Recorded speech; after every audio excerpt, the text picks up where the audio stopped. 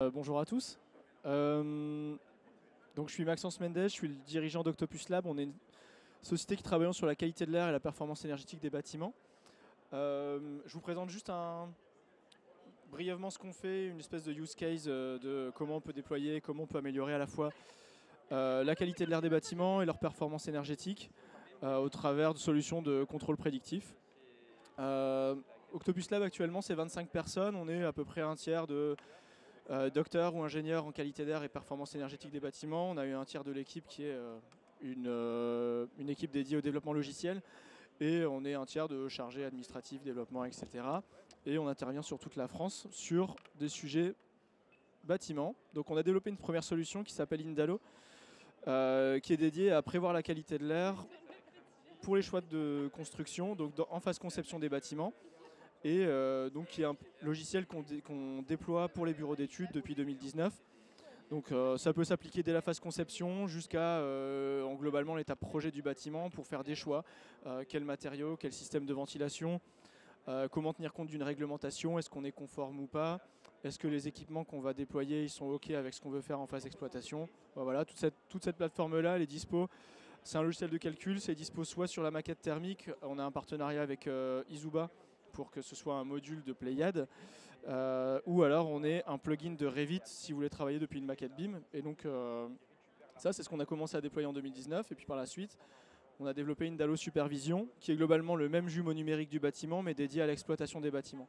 Donc Indalo Supervision c'est cette maquette là mais avec des vrais capteurs dans le bâtiment et avec des actionneurs qui nous permettent de prendre des décisions et d'agir sur le bâtiment pour en modifier le comportement. On a une petite plateforme qui est un espace de gestion documentaire qui s'appelle Collectaire et qui est vraiment dédié à la réglementation qualité d'air dans les ERP, donc globalement les écoles, les crèches, les collèges, les lycées, etc. Et qui est une espèce d'add-on de nos solutions. Donc Indalo, je l'ai présenté à peu près, mais je ne vais pas revenir dessus. Je vais plus m'attarder sur Indalo Supervision. Indalo Supervision, on l'a sorti en 2020, ça faisait de la prévision de qualité d'air en temps réel. Donc vous avez Météo France qui vous dit la météo dans 2 heures, du lendemain sur 5 jours. Indalo Supervision, ça vous donne la qualité de l'air sur les 24 heures à venir dans votre bâtiment sur un pas de temps globalement de 5 minutes. Donc en 2020, ça faisait ça. Ça nous permettait de donner des alertes, non pas sur la qualité de l'air est mauvaise maintenant, mais la qualité de l'air va être mauvaise à l'intérieur et à l'extérieur. Ensuite, à partir de fin 2020, on a commencé à faire du pilotage des équipements de ventilation. Donc si on peut prévoir que que la qualité de l'air sera mauvaise, on peut trouver un comportement plus intelligent du poste ventilation pour atténuer ce pic de pollution qui est à venir. Donc comment on fait pour mieux ventiler le bâtiment, à la fois pour un objectif de santé publique et à la fois pour améliorer la performance énergétique, parce que la plupart du temps, il y a dans chaque bâtiment des périodes où la ventilation tourne pour un bâtiment vide, pour un bâtiment sous-utilisé, etc. Et donc c'est des moments où on peut optimiser un petit peu les débits de ventilation pour gagner en performance énergétique.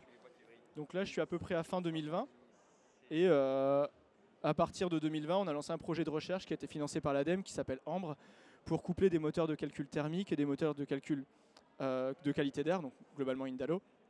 Et ça nous permet maintenant de faire de la prévision à la fois du confort et de la qualité de l'air dans le bâtiment sur le même jumeau numérique.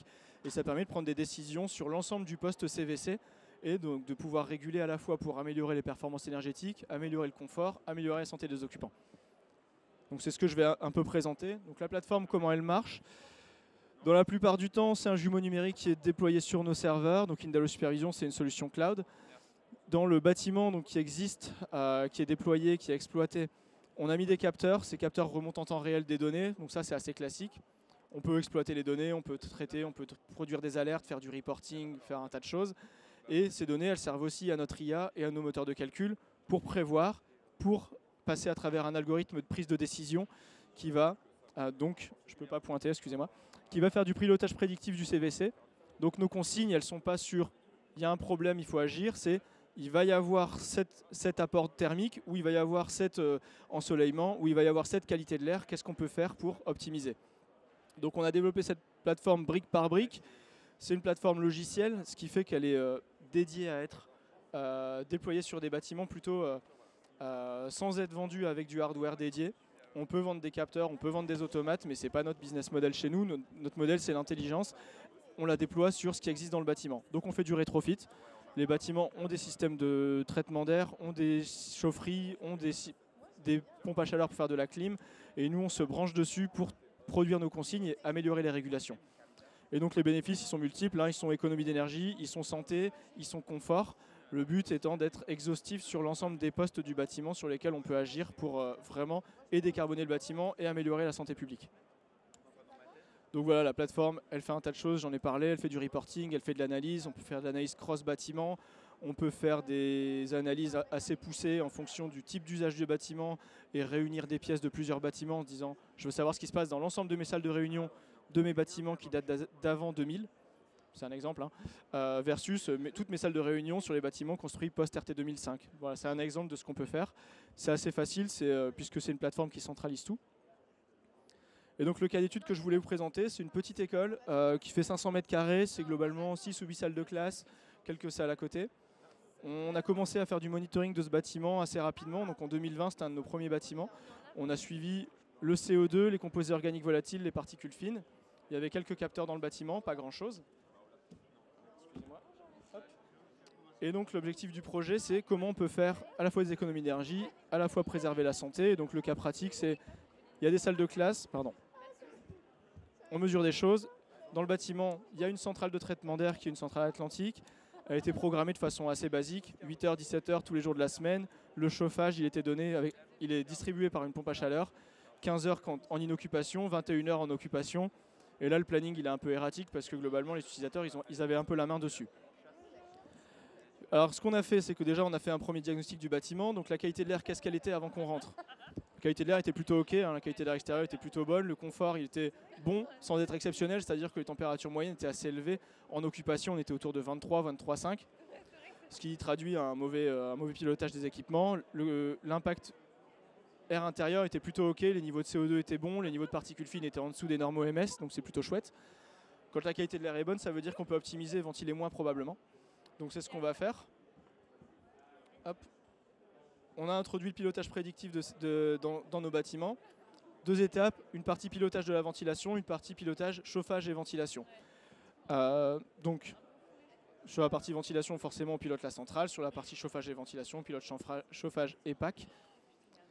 Donc, le pilotage de la ventilation, on est passé, donc, comme je disais, d'un débit nominal, 8h, 18h, 5 jours par semaine, et un débit réduit le reste du temps, à un pilotage prédictif en fonction de seuils demandé. Donc 800 ppm de CO2 en occupation, moins de 10 microgrammes de particules fines qui sont globalement issues de la pollution de l'extérieur. Pareil, c'est en occupation. Donc de base, l'IA détecte quand il y a des gens, quand il y a personne, quand il va y avoir personne, pour savoir quand il est nécessaire de ventiler. On ne produit pas de la qualité de l'air pour des bâtiments vides. Et donc c'est ce qui permet aussi d'optimiser ça. Les résultats, ils sont du coup à droite, à gauche, c'est ce que je vous ai déjà montré. Le niveau de CO2 est maintenu à 800 ppm en occupation au maximum. Le niveau de particules fines a baissé parce que globalement, comme on a ventilé moins, on a apporté moins d'air extérieur et donc on a eu besoin de moins. Il y a moins de particules fines qui sont rentrées, donc les niveaux se sont abaissés, donc on a gagné sur les 2 tableaux. La partie confort, on a baissé d'1 degré, mais clairement, c'est pas dû au pilotage de la CTA. Le confort a changé parce qu'ils ont commencé à un peu mieux réguler leur centrale. Voilà, je vous le présente quand même. La qualité de l'air extérieur était équivalente, donc on n'a pas eu de changement là-dessus.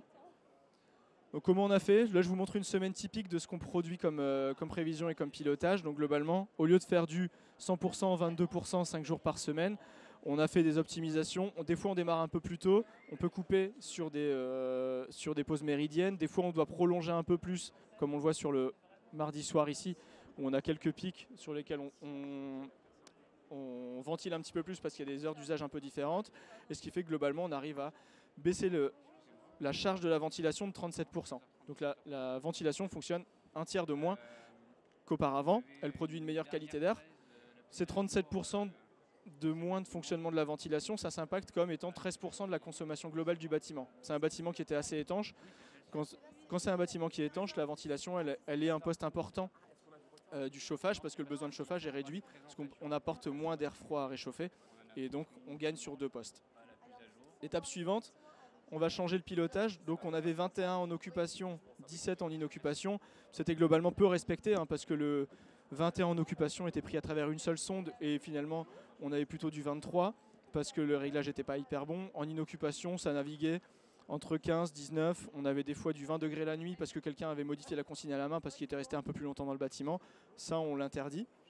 Donc on ajuste les température de consigne, on prévoit quand c'est inoccupé, quand c'est occupé, on optimise l'apport de chauffe en fonction des prévisions. Donc ça veut dire que s'il y a un apport solaire, parce qu'on prévoit que l'apport solaire sera important dans l'après-midi, ça veut dire qu'on peut prévoir comment on va utiliser ça pour maintenir la consigne à 21, donc pas faire une surchauffe à l'intersaison et en même temps bénéficier de ça pour baisser les consos. Et donc tout ça mis bout à bout, ça nous permet d'avoir une réduction de conso globale de plus de 58%. Donc 58%, ça comprend les 13% qui étaient dus à la ventilation et le reste est apporté par on chauffe moins dans le bâtiment pour plusieurs raisons. On chauffe moins parce que maintenant quand on demande 21, on atteint 21. On chauffe moins parce qu'on n'a plus de pic de surchauffage pendant l'après-midi. On optimise les jours d'occupation aussi. Donc on a automatisé les mercredis qui sont vides, les vacances scolaires, les jours fériés, etc. Et sur l'ensemble de tous ces tableaux, on peut plus que diviser par 2 la consommation énergétique du bâtiment.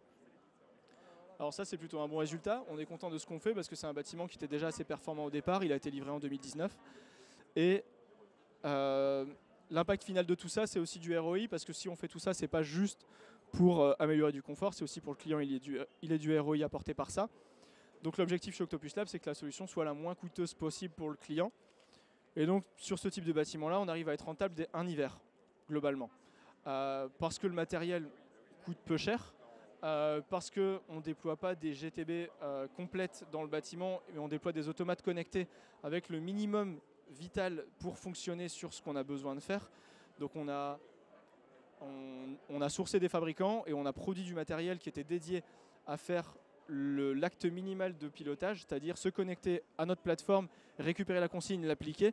L'intelligence n'est pas dans le matériel, il est dans la plateforme et le coût de la plateforme est fait pour être bien moindre que le gain qu'il peut apporter. Et donc c'est comme ça qu'on arrive à faire du ROI tout de suite et c'est comme ça qu'on arrive à faire du ROI dans la durée aussi. Il n'y a pas un investissement monstre qui pourra être rentabilisé qu'au bout de 3 ou 4 ans. Et c'est l'objectif d'Indalo Supervision. Donc cette plateforme, elle marche sur à peu près tout type de bâtiment. Sur du logement collectif, on en fait. Sur du scolaire, du tertiaire, on travaille dans de la plateforme logistique. Et donc l'équipement bâtiment n'est pas la contrainte. On peut travailler sur des bâtiments avec des building OS. On peut travailler avec des bâtiments très peu connectés sur lesquels on va globalement avoir des interrupteurs connectés qui vont faire on-off en fonction de ce qu'on leur demande. Et on va réguler moins finement que sur des bâtiments hyper techno. Mais c'est faisable. Et voilà, donc j'arrive à la conclusion de ça, hein, ça reprend à peu près tout ce que j'ai expliqué. Hein. Indalo Supervision, ça permet de faire de la qualité de l'air, ça permet de faire maintenir des niveaux au seuil réglementaire ou au moins au seuil que le client s'est fixé. On n'est pas obligé de parler de réglementation. Ça peut être de la labellisation, ça peut être de l'assertif, ça peut être juste un souhait du maître d'ouvrage. On peut travailler sur la qualité de l'air et le chauffage, ou seulement la qualité de l'air, ou seulement le chauffage. On peut mettre en œuvre l'ensemble de ce qu'on fait chez Octopus Lab dans un bâtiment où on peut travailler avec des partenaires. On est là pour réduire les consos globales sur tous les postes sur lesquels on a un impact. Et donc là, sur ce use case-là, c'est traduit par un tiers de charge en moins sur la centrale. Excusez-moi, je me trompe de bouton. Plus de la moitié de la conso énergétique, ou en tout cas du besoin de chauffage qui a été évité sur le bâtiment. Donc j'ai essayé de le faire vite pour vous laisser un peu de temps sur les questions. Si vous avez des questions, vous les poser. Si vous voulez venir nous voir, on est dans le village BIM au stand numéro 5 et voilà, on pourra répondre à vos questions aussi. Merci.